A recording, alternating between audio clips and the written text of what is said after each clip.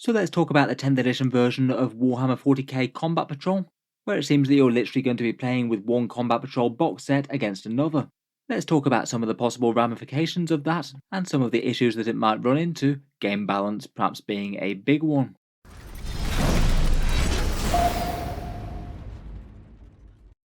Hello and welcome back to Warspecs Tactics, where today I thought we'd take a video to talk about one of the more unusual announcements from Games Workshop's 10th edition, this whole new system with Combat Patrol, and the idea that you're playing box set versus box set as opposed to collecting your army out of their range. The other day I asked you guys for your opinions on the idea on a channel post, asking roughly how interested you thought you'd be, from very interested to very uninterested. And for the most part, this does seem to be really quite a popular idea in 40k.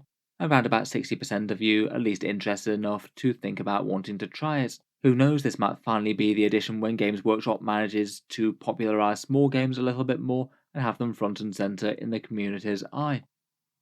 So first up, in 9th edition Warhammer 40k, Combat Patrol has meant two different things. Classically, in the past, it's always meant small games of Warhammer 40k, usually around about the 500 point mark. They've had various incarnations of it over the years, something that's come and gone alongside regular 40k, the idea being to try and make a small game fun and playable.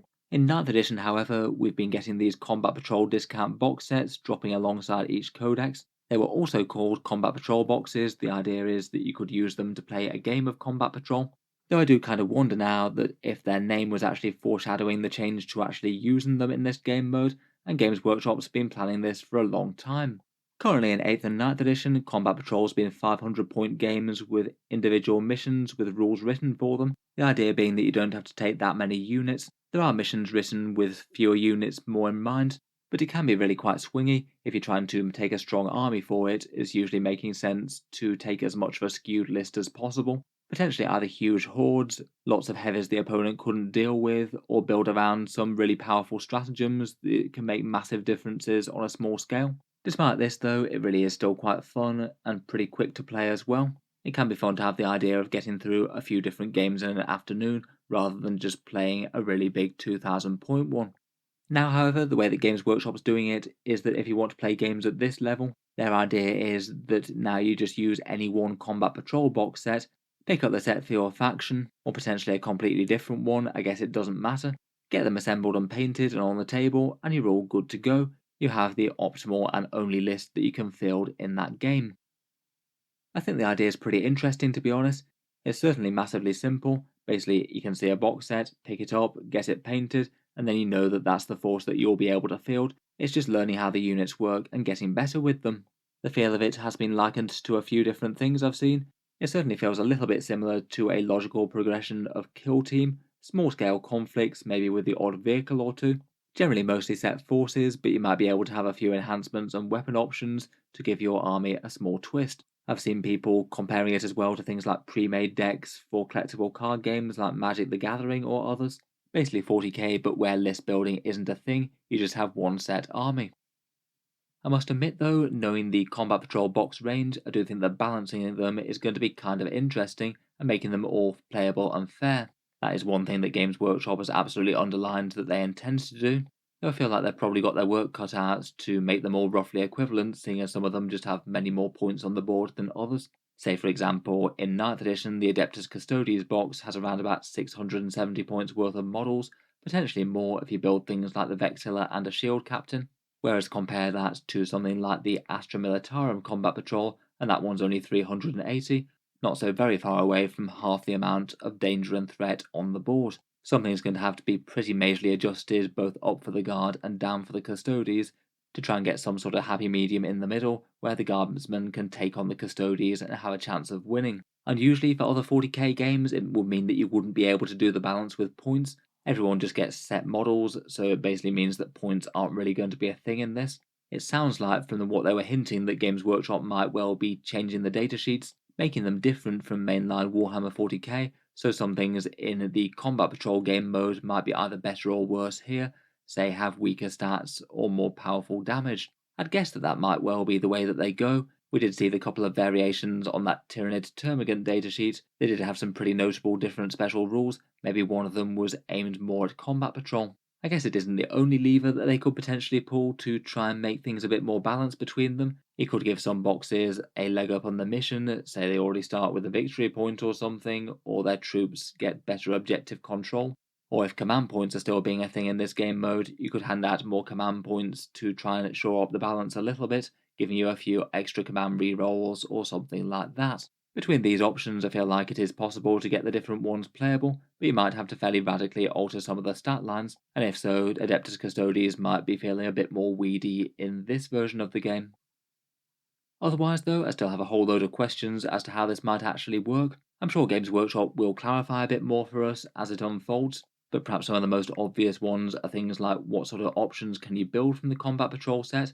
A bunch of units have different ways that you can assemble your models, like, say, Necron Death Marks or Immortals. Are you just going to be able to freely choose between the two of those, or are you going to be locked to a certain amount of one unit? I feel like for these it might not matter too much one way or the other, but for other box sets you might add or lose a whole ton of value by doing that. Say for example, if you chose to field a Custodes box with using a Shield Captain and Vexilla from the Custodian Guard Squad, as opposed to just fielding the entire Custodian Guard Squad as is. There's other things like the Necron Night Scythe and Doom Scythe, both of which are pretty different in terms of damage and threat. Otherwise, I kind of wonder how it's going to work with updates throughout 10th edition. They might well get everything in line when they start out, but I would kind of wonder what happens when they update a Combat Patrol box. I guess that their Combat Patrols won't be around forever, and if they were to change one mid-edition, then that could cause problems. I guess effectively it might mean that one army was kind of removed from the game and replaced by another, though I kind of suspect that for that reason that they might not give us any new Combat Patrol box sets in 10th edition, barring any 4 new factions. Looks like there's at least a reasonable chance that the ones in 9th might be here to stay for a good long time. I think the other question will be what happens when there's a codex update. I guess you'd probably be using the rules and stats for the new updated models with the book.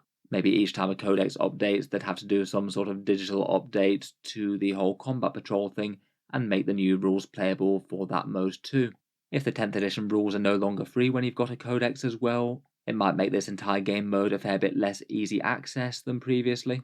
Hopefully as an intro starter game they wouldn't require you to need a codex, but that's still a bit of a question that they haven't confirmed.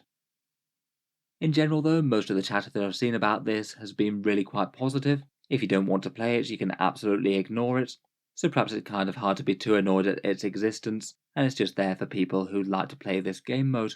I'd say the biggest advantage is that it's just super easy to jump into. Literally you just need one box, and it's very easy for people outside the hobby to understand. As it goes, a Combat Patrol box really isn't the biggest financial commitment as well as far as Games Workshop's miniatures are concerned. Still a fair bit of money for model soldiers, as with all Warhammer, but in terms of the value of the plastic that you get in the box, in general it tends to be better in these Combat Patrols than most other places in Games Workshop's range. A newer or occasional player could just get their one box, gradually paint it up, and know that they can put it on the table, not having to worry too much about the vast amount of options in the rest of the codex, and they can just focus on these and learning how they work. Having small collections like this will be kinda good for occasional players or people who've maybe got borderline interest in the hobby. You could assemble them, paint them up, keep them in the Combat Patrol box, and then just every so often take them out for a spin against someone else's army if the mood took you. I feel like it could be quite an interesting option for people who do want to get a taste of multiple armies though.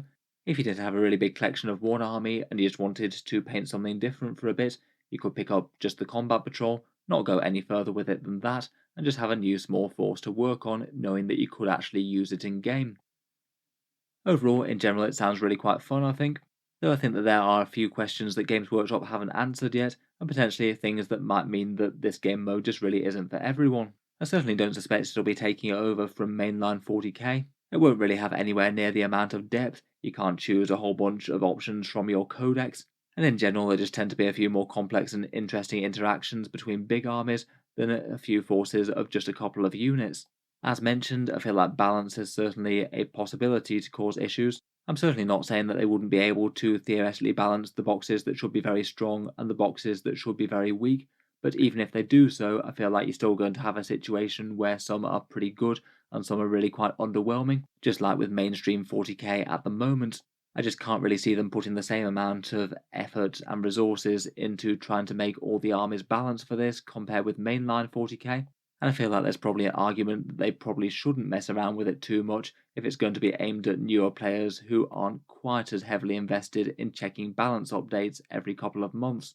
I guess maybe if they did issue the rules and one of the combat patrols turned out to just be dominating the field by loads, they could issue digital rules updates to them. They could probably just gradually buff the weak ones and nerf the strong ones until everything's kinda level, but that process might be a bit annoying for people to have to relearn their rules for the combat patrol box, as you can't just simply adjust points. Another couple of criticisms that I've seen about are that maybe it just feels a little bit product pushing. I know selling Warhammer models is basically Games Workshop's entire thing. This one maybe just feels a little bit on the nose though, as please buy specifically these boxes from us, and having your army basically associated with one product that you can buy. As I mentioned earlier though, I do feel that focusing on the combat patrols isn't really the worst for this. At least in terms of plastic and points, you do generally tend to get a better deal out of these, at least compared with Games Workshop's other kits. Otherwise, I guess it could be a bit less interesting if you don't really like the contents of your own army's combat patrol box. Say, for example, if you were playing Death Guard and you didn't really like Poxwalkers, or if you were playing Space Wolves and you weren't really a big fan of Primaris with a few upgrade sprues, as opposed to things like Thunder Wolves or Wolfen. Finally, if they do go down the different unit profiles approach, then it could perhaps slightly weirdly and unhelpfully split the game. If the datasheets get different stat lines on them, plus different unit abilities, then you couldn't just learn one unit's abilities and have that apply to every game mode in 40k. I feel like it's particularly taxing to try and keep track of two different unit profiles if they're applied to the exact same models. I must admit though, overall that's just trying to pick some holes and explore a few of the reasons why people might be a little bit less interested in this. In general though, I think it's probably a very good move for Games Workshop. This genuinely seems to be about as easy access and simple launch as a Warhammer 40k game is about ever going to be. In 10th edition you will get going with just literally one of these box sets, play literally a full game with it, with the digital rules downloads. No need for any rules books, codexes, or other purchases. Literally just buy and make up the models, and off you go. I'll be interested to hear what you guys make of these ones though. Let me know your thoughts down in the comments. Would you be tempted by the box set versus box set combat patrol mode, or are you going to be sticking to mainline 40k in 10th? If you've enjoyed the video, then feel free to subscribe to Auspex Tactics, where I'll certainly keep the regular 40k videos coming, with new ones out just about every day.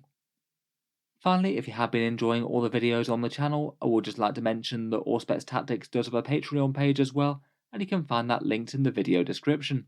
Channel patrons do get a fair few advantages, seeing certain videos early, regular votes to see what sort of things happen next on the channel, and automatic entry into the regular prize giveaways with a chance to win some really big model kits each month. If any of that sounds good to you, or you'd just like to help support, the link is down in the video description. In any case, a massive thank you for listening, and I'll hope to see you guys next time.